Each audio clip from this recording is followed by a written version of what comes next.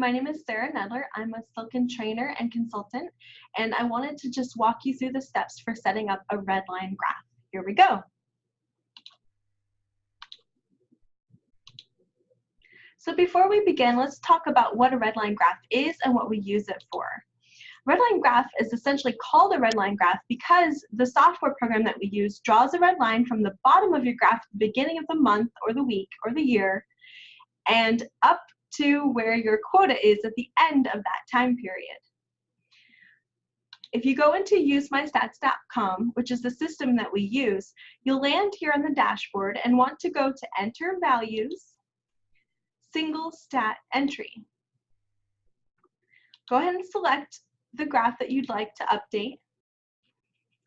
And on the Show Up To section, you'll want to change this to the end of the month or the end of the time period that you're trying to set a quota for, and then hit Change Date.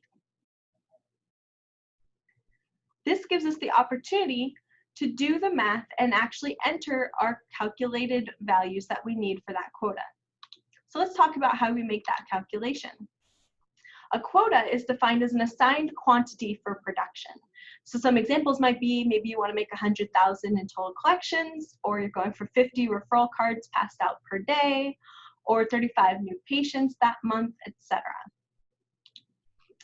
How we calculate how much you're supposed to do each day is very simple. All you have to do is take that total quota you've assigned and divide it by the number of working days of that time period. So for example, the month of February I know has 4 weeks, and let's say we are open Monday through Friday and we're closed one holiday, just as an example. So that would give us a total of 19 working days.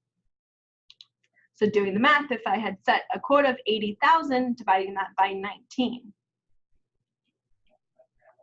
So coming back to my graph, as you can see, I did that math and I figured out that I need to make $4,211 per day, per working day. And all I have to do then is type it in the quota section, and then hit the copy button, and then hit the next copy button, and holding my mouse down, drag to each working day. That will automatically copy it into that page so that I don't have to do all of this. And then all I have to do is hit the button Save.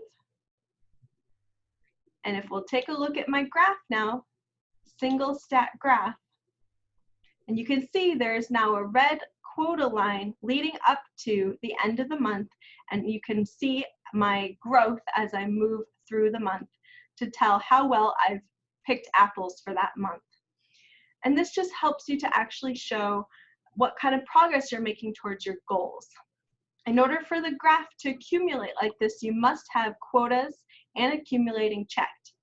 If I uncheck those, you can see my graph does not appear the way I want it to be. So making sure that accumulating and quotas are both checked and hitting the Regraph Stat button as needed so that you get the correct Redline graph. I hope that was helpful for you guys. If you have any more questions, feel free to reach out to usemystats.com. They have a wonderful customer service line, or our Director of Technical Services here can also assist you.